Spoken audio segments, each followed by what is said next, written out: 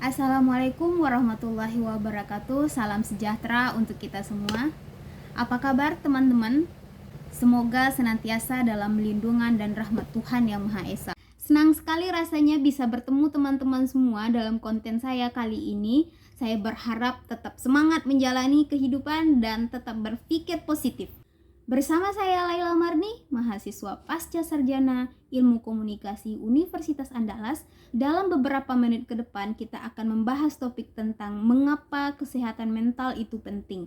Sebuah ungkapan yang saya kutip, jadikan kesehatan mentalmu sebagai prioritas. Karena tidak hanya berisiko membuat depresi, kesehatan mental yang terganggu juga mengganggu kesehatan fisik.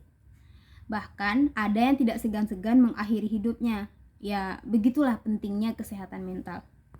Ada 7 hal yang akan kita bahas pada kesempatan ini. Yang pertama, apa itu pengertian dari kesehatan mental? Yang kedua, gangguan mental yang sering terjadi. Yang ketiga, kasus di Indonesia. Selanjutnya, ciri seseorang yang terganggu kesehatan mentalnya. Yang kelima, faktor apa saja yang mempengaruhi kesehatan mental seseorang. Yang keenam, kenapa kesehatan mental itu penting. Dan yang terakhir adalah pencegahan agar kesehatan mental itu tidak terganggu. Kita masuk pada pembahasan yang pertama, yaitu pengertian kesehatan mental. Istilah mental health atau kesehatan mental begitu santer diceritakan atau diberitakan dewasa ini.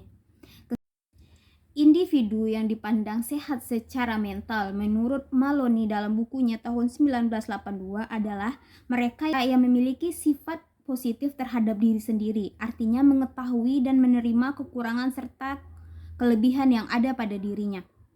Seseorang yang mampu mengaktualisasikan dirinya dengan baik, menghormati orang lain walaupun berbeda pendapat, dan mampu menerima kekecewaan hidup. Terakhir, dia juga bisa menertawakan dirinya sendiri. Selanjutnya, kita masuk pada pembahasan gangguan mental yang umumnya terjadi. Yang pertama adalah depresi. Pengertiannya, gangguan kesehatan mental yang mempengaruhi perasaan, cara berpikir, dan cara bertindak seseorang, kehilangan minat, perubahan tidur dan makan.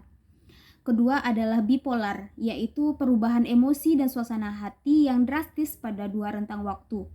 Selanjutnya adalah kecemasan yang berlebihan.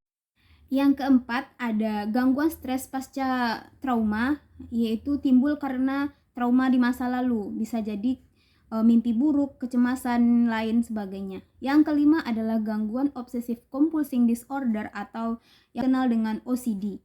Gangguan mental yang ditandai dengan munculnya pikiran obsesif yang mengganggu dan perilaku kompulsif yang dilakukan untuk meredakan ketegangan atau kecemasan yang muncul. Berdasarkan data Pusat Informasi Kriminal Nasional Kepolisian Republik Indonesia, ada 971 kasus bunuh diri di Indonesia sepanjang Januari hingga Oktober tahun 2023. Cukup mengkhawatirkan. Contoh kasus kesehatan mental yang terjadi masih baru-baru ini, tepatnya pada 10 Oktober 2023, cukup mengejutkan, dilakukan oleh seorang mahasiswi usia 20 tahun berinisial NJW. Ia memilih mengakhiri hidupnya di sebuah mal di Semarang. Kemudian juga kasus kesehatan mental adalah pada 27 Oktober lalu. Juga ada kasus bunuh diri karena depresi yang dilakukan oleh seorang perempuan usia 62 tahun di Jakarta Barat. Diduga karena penyakitnya yang tak kunjung sembuh. Ada pula kasus mengakhiri hidup dengan menabrakkan diri ke kereta api yang dilakukan oleh perempuan inisial NAN berusia 16 tahun. Diduga karena permasalahan keluarga dan asmara. Itu adalah 3 contoh kasus yang pernah terjadi di Indonesia. Dan selanjutnya kita masuk kepada ciri-ciri orang yang terganggu kesehatan mentalnya. Setidaknya saya mengumpulkan ada 5 ciri utama yang terjadi pada seseorang yang terganggu kesehatan mentalnya. Ciri utama adalah mereka sedih berkepanjangan tanpa tahu apa alasan dibalik kesedihannya tersebut. Ciri kedua adalah mati rasa atau tidak peduli dengan lingkungan sekitarnya. Dan yang ketiga, merasa lelah, tidak berenergi, dan mengalami masalah tidur. Yang keempat, sering marah secara berlebihan dan sangat sensitif. Dan yang terakhir adalah pengabaian dalam merawat diri. Jadi orang yang kesehatan mentalnya sering terganggu, dia seolah-olah tidak peduli dengan dirinya sendiri, bahkan dia juga jarang mandi, tidak memperhatikan dirinya sendiri. Dengan berkembangnya teknologi dan sarana komunikasi saat ini menjadi faktor yang membuat kesehatan mental seseorang bisa terganggu karena mereka belum siap dengan menghadapi perubahan sosial yang ada.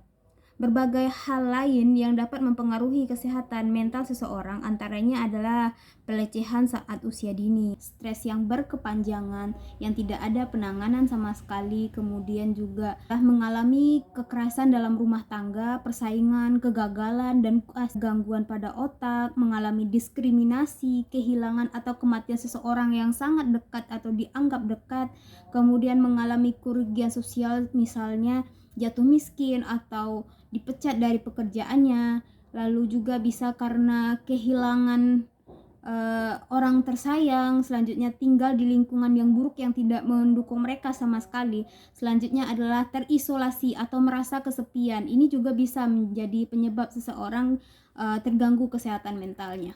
Kita masuk ke pencegahan, bagaimana supaya kesehatan mental ini tetap terjaga dengan baik dan tidak terganggu sama sekali. Setidaknya, teman-teman bisa melakukan 7 hal ini supaya kesehatan mentalnya tidak terganggu.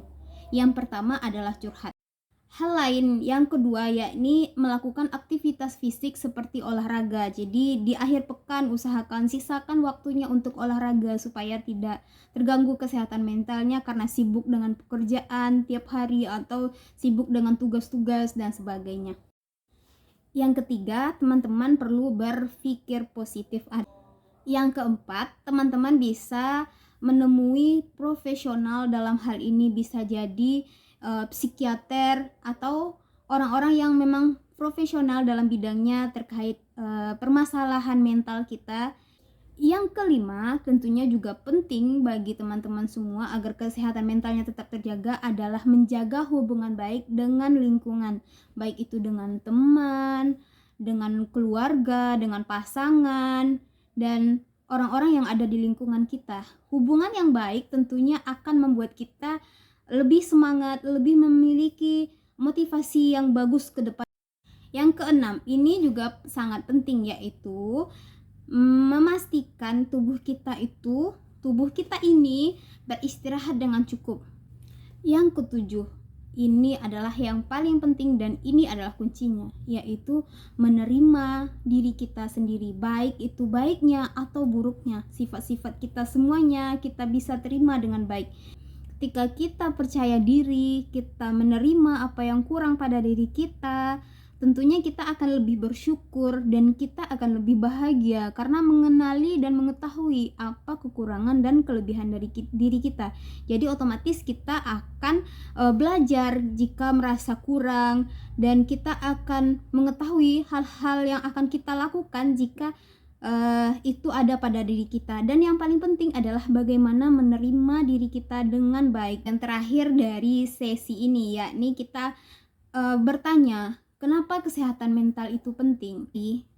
Ketika kesehatan mental kita terganggu, otomatis berbagai aspek dalam kehidupan kita juga akan terganggu. Maka dari itu sangat penting kita menjaga kesehatan mental kita. Sampai jumpa lagi di lain kesempatan. Terima kasih sudah menyaksikan video ini dari awal hingga akhir.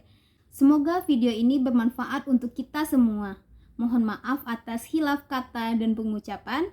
Saya akhiri. Assalamualaikum warahmatullahi wabarakatuh.